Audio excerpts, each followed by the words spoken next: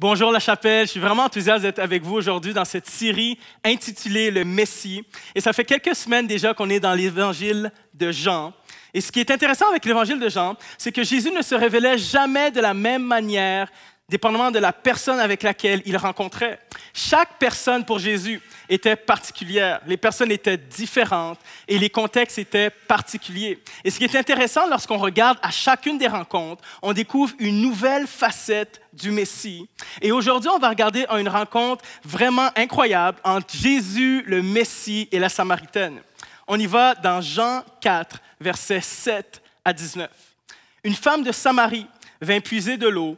Jésus lui dit, « Donne-moi à boire. » En effet, ses disciples étaient allés à la ville pour acheter de quoi manger. La femme samaritaine lui dit, « Comment, toi qui es juif, tu me demandes à boire plutôt, à moi qui suis une femme samaritaine? Les Juifs, en effet, n'ont pas de relation avec les Samaritains. » Jésus lui répondit, « Si tu savais quel est le cadeau de Dieu et qui est celui qui te dit, « Donne-moi à boire », tu lui aurais toi-même demandé à boire et il t'aurait donné de l'eau vive. « Seigneur, lui dit la femme, tu n'as rien pour puiser et le puits est profond. D'où aurais-tu donc cette eau vive? Es-tu, toi, plus grand que notre ancêtre Jacob qui nous a donné ce puits et qui a bu de son eau, lui-même, ses fils et son troupeau? » Jésus lui répondit, « Toute personne qui boit de cette eau-ci aura encore soif. En revanche, celui qui boira de l'eau que je lui donnerai n'aura plus jamais soif, et l'eau que je lui donnerai deviendra en lui une source d'eau qui jaillira jusque dans la vie éternelle. » La femme lui dit, « Seigneur, donne-moi cette eau afin que je n'ai plus soif et que je n'ai plus à venir puiser ici. »« Va, appeler ton mari, lui dit Jésus, et reviens ici. » La femme répondit, « Je n'ai pas de mari. » Jésus lui dit, « Tu as bien fait de dire, je n'ai pas de mari, car tu as 5 maris, et l'homme que tu as maintenant n'est pas ton mari. En cela, tu as dit la vérité. » « Seigneur, lui dit la femme, je vois que tu es un prophète. » Verset 25, verset 26, la femme lui dit, « Je sais que le Messie doit venir, celui que l'on appelle Christ. Quand il sera venu, il nous annoncera tout. » Verset 26, Jésus lui dit, « Je le suis moi qui te parle. » Le titre de mon message aujourd'hui, c'est « Où puises-tu ton eau? » Jésus était fatigué du voyage et il va à un puits pour boire de l'eau. Il fait la rencontre de cette Samaritaine et c'est vraiment une rencontre non conventionnelle parce que les Juifs et les Samaritains se détestaient dû à plusieurs événements. Les Samaritains considéraient les Juifs, plutôt les Juifs considéraient les Samaritains comme ne pas étant des vrais Juifs. À un moment, les Juifs ont été conquis par l'Assyrie et les Juifs ont été déportés en Assyrie. Ils ont été assimilés dans la culture grecque. Ça a changé leur manière de penser, ça a affecté leurs croyances et les Juifs ont juste dit « OK, vous êtes juste différents ». Il y a eu une autre situation où est-ce qu'à un moment donné, le temple juif a été détruit et les Samaritains ont offert leur aide aux Juifs. On dit, on va vous aider à reconstruire le temple. Et les Juifs ont juste fait comme, no way, vous n'allez pas nous aider. Ils voyaient les Samaritains comme des ennemis. La troisième situation, le troisième événement, c'est qu'un roi juif, 150 ans avant la rencontre entre Jésus et la Samaritaine, avait détruit le temple des Samaritains. Okay? Donc, les Samaritains avaient un temple, les Juifs avaient un temple, 2 lieux de culte complètement différents, et un roi juif avait détruit le temple des Samaritains. La haine et l'hostilité, est-ce que vous pouvez imaginer la haine qui existait entre ces deux peuples? À tel point que les Juifs ne voulaient même pas aller en Samarie. Okay? Même si de passer au travers de la Samarie était beaucoup plus court pour se rendre en Judée, les Juifs faisaient un détour pour se rendre en Judée. Et certaines choses dans la littérature juive disent ceci, que certains Juifs arrivaient en Judée, prenaient leurs sandales, frappaient leurs sandales pour être sûrs qu'il n'y ait pas aucune poussière de la Samarie qui sont sur leurs sandales. La haine était incroyable pendant des décennies entre ces deux peuples. Et Jésus, le Messie qui est juif, rencontre toutefois cette Samaritaine. Mais ce n'est pas tout. Il y a d'autres choses qui rendent cette rencontre non conventionnelle. Jésus est un rabbin et les rabbins ne parlaient pas à des femmes en public et encore moins leur enseignaient des principes spirituels et Jésus fait les deux. Le puits était des lieux de rencontre. Okay? Donc, avant Mingle, Christian, Match.com, les gens pouvaient rencontrer leur âme sœur à un puits et Jésus était là. Tout le monde aurait pu penser, OK, qu'est-ce que ce rabbin-là fait là? Est-ce qu'il était en train de draguer cette femme? Mais Jésus était prêt à rencontrer cette femme et prendre le risque de perdre sa réputation, prendre le risque de perdre sa licence rabbinique, prendre le risque, est prêt à vivre du mépris, prêt à être rejeté parce que Jésus avait vu la soif spirituelle de cette femme et rien allait l'arrêter de combler cette soif spirituelle. Jésus n'était pas guidé par sa réputation, Jésus était guidé par sa compassion. Et Jésus voulait enseigner quelque chose de vraiment précis à cette femme. Il voulait lui enseigner, oui, il y a la soif physique qui existe, et l'eau existe pour hydrater le corps, mais il y a aussi une soif spirituelle, et c'est juste l'eau vive qui peut assouvir le besoin de l'âme. Et l'eau vive, c'est une analogie, c'est un symbole pour symboliser l'Esprit de Dieu. Mais la question que j'aimerais te poser aujourd'hui, c'est sommes-nous conscients que notre âme a soif? Est-ce que tu es conscient que ton âme parfois a soif de l'Esprit de Dieu? Hélène Calder a écrit un livre sur la sécheresse spirituelle et elle dit ceci. Il est normal de vivre des moments de sécheresse spirituelle. Par contre, le problème survient lorsqu'on ne le réalise pas. Ça, c'est le premier problème. Le deuxième problème, c'est lorsqu'on ne réalise pas notre besoin de Dieu. Et le troisième problème est lorsqu'on devient trop épuisé à se connecter à Dieu. Serait-il possible que ton âme a soif en ce moment même et que tu ne l'as pas remarqué? Serais-tu capable d'identifier les symptômes de ta soif spirituelle avec autant d'assurance que ta soif physique? Voici quelques symptômes pour nous aider à identifier notre sécheresse spirituelle et ça peut affecter le croyant comme le non-croyant. Premier symptôme, tu te sens vide continuellement. Okay? Tu n'arrives pas à mettre le doigt dessus, tu n'arrives pas à le verbaliser, mais tu te sens vide. Deuxième symptôme, tes pensées destructives prennent le dessus sur ta vie et tes émotions. Troisième symptôme, tu es dans un état de léthargie. Okay, tu n'arrives pas à lire ta Bible, à prier, à faire des choses pour Dieu. Tu es juste comme « Oh, ça ne me tente pas, c'est lourd ». Un autre symptôme, c'est le sentiment que Dieu est distant devient une conviction. Un autre symptôme, c'est que ta foi n'est plus contagieuse, mais ton pessimisme l'est. Tu ne sers plus par passion, mais par obligation, responsabilité. Tu honores tes engagements, tu fais ce qu'on te dit faire, mais la passion n'est plus là. Tu aspires au changement, mais tu ne changes jamais. Tu n'as jamais de paix, de joie de vivre, de patience ou d'amour pour les gens. Si tu vis un ou plusieurs de ces symptômes, ça veut dire que ton âme a soif. Ton âme a soif de se connecter à l'Esprit de Dieu. Et lorsque les symptômes ne sont pas traités, on peut potentiellement développer des addictions. Le cofondateur des Alcooliques Anonymes, Carl Jung, qui est aussi psychologue, a dit ceci. Selon lui, l'envie pressante de boire de l'alcool est en réalité une manifestation de notre soif spirituelle. La Samaritaine a cherché à combler sa soif avec les hommes. Les hommes étaient son addiction. Un homme, après un autre homme, après un autre homme, après un autre homme, un autre homme, un autre homme. C'était son addiction. Elle a cru que le puits des relations pouvait satisfaire son âme. J'aimerais te poser une question. Où puisses-tu ton eau? Lorsque ton âme est sec, lorsque ton âme est desséchée, où puisses-tu ton eau? Parce qu'il y a une multiplicité de puits. Il y a le puits de la carrière. On croit qu'un emploi va nous satisfaire. On change de job, change de ville, on retourne aux études, on essaie de monter les échelons, mais il n'y a jamais assez d'eau. Le puits de la spiritualité. Tu embarques dans n'importe quelle nouvelle tendance spirituelle, retraite de 2 jours, un livre sur comment s'aider soi-même, canaliser les pensées positives, et tu te rends compte que le sentiment de bien-être, le sentiment de plénitude disparaît la seconde où tu termines l'activité. Parce qu'une pause de ta réalité ne veut pas dire nécessairement un changement spirituel. Ce n'est pas tout qui est étiqueté spirituel qui a nécessairement un changement spirituel. Ça peut être le puits de l'argent, tu crois que la liberté financière va te rendre heureux. Le puits du changement, faire la même chose pour 5 ans, jamais de la vie. Il faut toujours que ça change, il faut que ça bouge. Il faut trouver une nouvelle activité, un nouveau trip. L'aventure te donne une impression de vivre pour quelque chose, alors que la réalité est que tu es complètement perdu. Ça peut être le puits des enfants, ça te donne un sens de but, mais quand la relation devient difficile, tu perds tes repères. Ça peut être le puits de ton église locale. Tu écoutes des messages, tu sers, tu es avec des chrétiens, mais tu es toujours sec. Parce qu'il y a une différence entre être éclaboussé par l'eau vive et boire l'eau vive. Les messages sont là pour te donner le goût de te rapprocher de Dieu, mais en aucun cas remplacer Dieu.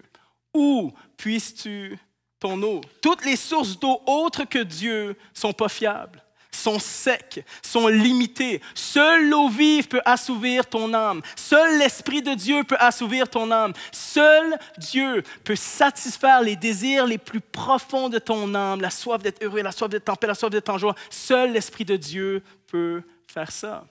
Et aujourd'hui, on va voir 4 propriétés de l'eau vive. La première propriété qu'on va voir aujourd'hui, c'est la provision de l'Esprit. La source d'eau vive qui jaillit sans cesse symbolise l'abondance de la provision de Dieu. Il y a des milliers d'années en arrière, il y a un homme qui s'appelait Moïse, peut-être tu connais l'histoire, qui a libéré le peuple israélite de l'esclavage, de l'oppression, du tyran de Pharaon. Et pour ce faire, il y a eu des plaies d'Égypte, il a rencontré le Pharaon, et par la suite, ils ont traversé le désert pour se rendre à une terre promise. À un moment donné, les gens ont eu soif. Okay? Imaginez des centaines de milliers de personnes qui ont soif. Et Dieu dit à Moïse, frappe le rocher avec ton bâton, et il y a de l'eau qui va sortir du rocher. Et à ce moment-là, il y a eu énormément d'eau qui est sortie du rocher pour nourrir pour assouvir la soif plutôt, environ de 2 millions de personnes. Ça en fait des verres d'eau. Imagine le nombre de verres d'eau. Ça en fait des verres d'eau. Et les spécialistes de la Bible disent ceci. Le miracle n'était pas que l'eau est sortie du rocher, non. Parce qu'il y a des roches sédimentaires à l'époque dans la culture mésopotamienne, dans les régions, dans le relief, qui étaient capables de recueillir l'eau, encapsuler l'eau, une certaine quantité d'eau sous la surface. Mais le miracle était l'abondance de l'eau qui est sortie de ce rocher, la provision de l'eau qui est sortie de ce rocher. Plus loin dans la Bible, on voit que l'apôtre Paul relate des mêmes faits de l'histoire en disant qu'à ce moment-là, le rocher était un rocher spirituel, c'était Jésus-Christ. L'apôtre Paul voulait montrer que ce qui s'était passé dans le désert, c'est que Dieu pourvoit et en abondance, tu n'auras jamais à te soucier. Jésus fait la même chose lorsqu'il rencontre la Samaritaine. Il est en train de dire, tu vas avoir un fleuve d'eau vive, une source d'eau vive. Tu ne vas jamais manquer de rien. En d'autres mots, l'eau vive que Jésus promet à la Samaritaine est une eau capable de noyer ses soucis.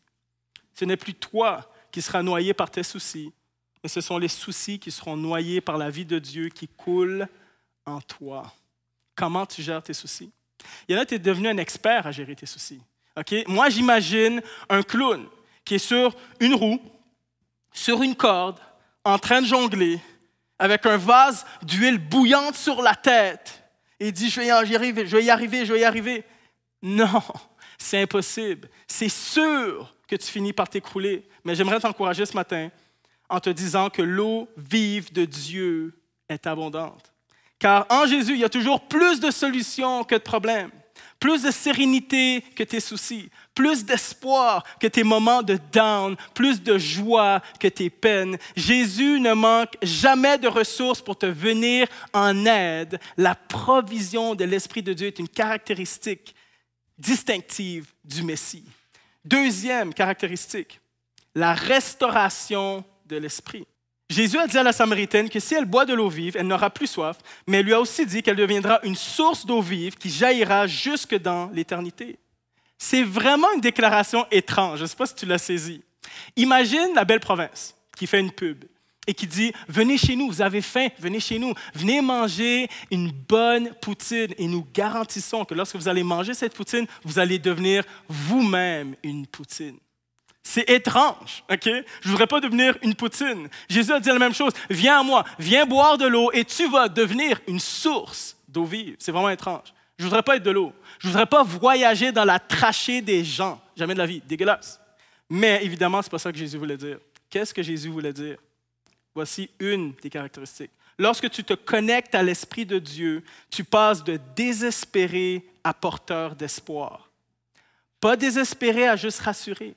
Pas désespéré à juste à être confiant, mais désespéré à porteur d'espoir. C'est comme si un orphelin qui vivait dans la misère toute sa vie devenait le président de Vision mondiale. Il n'a pas juste comblé son manque, il est maintenant dans une position à aider d'autres à combler leur manque. C'est la capacité restauratrice phénoménale de l'Esprit de Dieu. Et la Samaritaine, c'est ça qu'elle vit. Elle vient au puits à midi. Midi, le soleil est chaud. Personne ne vient au puits à midi normalement.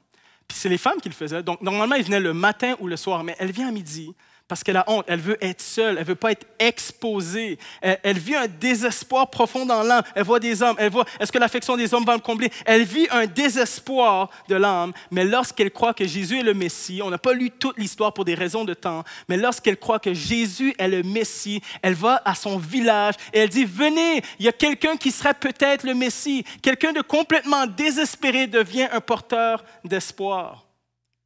Dieu est tellement capable de restaurer quelqu'un que parfois on a du mal à voir les séquelles de son passé. C'est fou. Jamais on n'aurait pensé que cette femme était capable de porter de l'espoir. Lorsque tu viens à Jésus, tu ne portes pas juste l'étiquette d'être un bénéficiaire, tu portes aussi l'étiquette d'être un dispensateur des diverses grâces de Dieu. Seulement quelqu'un complètement restauré peut faire ça. Moi, je connais quelqu'un, c'est un criminel, OK? Il a été en prison, il a fait plein de choses. Si vous voyez sa compassion aujourd'hui, vous aurez dit, jamais j'aurais pensé que tu étais un criminel. Jamais. La capacité restauratrice de l'Esprit de Dieu. Encourager, tu peux encourager quelqu'un d'autre. Consoler, tu peux consoler quelqu'un d'autre. Apaiser, tu peux apaiser quelqu'un d'autre. Rempli de foi, tu peux susciter la foi chez quelqu'un d'autre. Tu ne deviens pas Dieu, mais Dieu vient habiter en toi. Quel miracle de fou! Dieu ne te donne jamais seulement ce que tu as besoin, mais il va toujours faire en sorte que tu débordes. Est-ce que tu débordes? On a posé la question au pasteur D.L. Moody. On lui dit, pasteur, pourquoi vous mettez tellement d'emphase sur l'Esprit de Dieu? Il a dit ceci, parce que je fuis.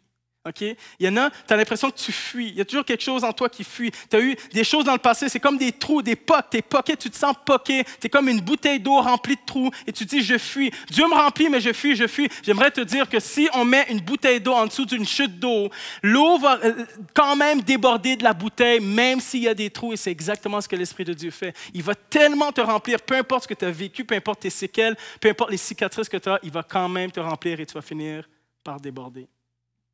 Troisième propriété de l'eau vive, la fertilité de l'esprit. La Samaritaine traversait une saison difficile, mais l'eau vive a fait germer en elle la foi. L'eau vive, l'Esprit de Dieu, c'est comme de l'engrais. Ça fait germer ce que Dieu sème en toi, peu importe la saison que tu te retrouves. Est-ce que ton état spirituel est déterminé par la saison que tu traverses ou par ta connexion à l'Esprit de Dieu?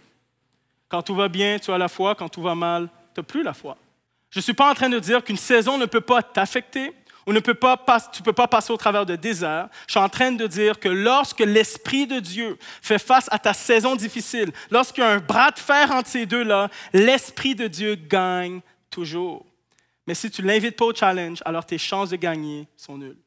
J'ai lu un article cette semaine qui avait une serre en plein désert, okay, qui cultivait des tonnes et des tonnes de tomates. Une serre, c'est un abri, pour ceux qui savent, là, les potagers, les jardiniers, c'est un abri qui permet de cultiver des légumes, des choses, même dans des contextes difficiles. C'est exactement ce que l'Esprit de Dieu fait. Lorsque tu es inondé par la présence de Dieu, tu peux traverser des moments difficiles et quand même porter du fruit. La sécurité germe et porte du fruit même quand tu perds ton travail. Ta confiance germe même quand tu perds ton soutien. Tes rêves restent vivants même quand tu ne vois pas d'opportunité. Le courage germe même lorsque tu dois affronter le pire. Ta foi germe même quand ton église est fermée parce que tu es connecté à l'Esprit de Dieu qui est une eau vive. L'Esprit de Dieu te fait porter du fruit en toute saison. Mais est-ce que tu vas te battre pour rester connecté à Dieu ou tu vas te laisser emporter par la saison que tu traverses? Est-ce que tu demandes à l'Esprit de Dieu de t'aider à garder la tête haute ou tu te laisses abattre par la saison que tu traverses? J'aimerais te dire avec beaucoup d'amour, réveille-toi, secoue-toi, ressaisis-toi, car Dieu est capable de faire germer le fruit de la foi, de la prière en toi. Et la quatrième propriété de l'Esprit, c'est la vie de l'Esprit. Une source d'eau qui s'autogénère par elle-même renvoie à l'énergie créatrice de Dieu et sa capacité à donner la vie. On a une belle image de cela dans le livre d'Ézéchiel, qui est un prophète de l'Ancien Testament. Ézéchiel 47, qui a une vision, qu'il est dans un temple. Okay? Le temple symbolise la présence de Dieu. Et il y a de l'eau qui surgit en dessous du seuil du temple. Et l'eau remplit le temple. Et il se rend compte que ce n'est pas juste de l'eau, c'est un torrent. Et Ézéchiel perd pied. Il se met à nager dans l'eau et l'eau déborde. L'eau sort du temple et se dirige dans la mer morte. La mer morte remplie de sel. Il n'y a pas de vie, il n'y a pas de poisson. Et lorsque l'eau, cette source d'eau passe dans la mer morte, tout d'un coup, l'eau salée devient l'eau douce. Tout d'un coup, où est-ce qu'il n'y avait pas de poisson, il y a des poissons. C'est exactement ce que l'eau vive fait dans ta vie. Elle crée la vie et elle ressuscite ce qui était mort. En d'autres mots, l'eau vive que Jésus promet a la capacité de donner une nouvelle vie spirituelle et ressusciter ce qui était mort spirituellement. C'est malade, c'est fou. Quel prix es-tu prêt à payer pour avoir une nouvelle vie? Okay, moi, j'aime les nouvelles choses. Okay? J'aime les nouvelles chaussures, j'en ai. J'aime me promener dans une nouvelle voiture. J'aime entrer dans ma nouvelle maison. Mais chacune de ces choses ont un prix. Alors, quel est le prix d'une nouvelle vie? Je dirais, imagine, je fais un pop quiz, un vox pop. Quel est le prix de la nouvelle vie? Tout le monde dit, ça n'a pas de prix, ça n'a pas de prix, c'est trop dispendieux. Est-ce que on peut mettre un prix à ça? Voici ce que Jésus répond dans le texte. Il dit, c'est un cadeau. En d'autres mots, c'est gratuit. C'est scandaleux qu'on entend ça. Hein, c'est gratuit. Moi, je peux avoir une nouvelle vie et c'est gratuit. J'aimerais vous dire, j'aimerais vous choquer encore plus aujourd'hui. Je crois que le mot gratuit n'est pas tout à fait le mot juste. Le mot juste serait plutôt la somme de toutes tes dettes. Imagine acheter une maison neuve à moins 400 000 $. Tu vois l'agent immobilier te fait visiter la maison. Est-ce que vous aimez la maison, monsieur? Oui, elle est vraiment nice. OK, bien, est-ce que vous avez de l'argent, monsieur? Et là, tu dis non.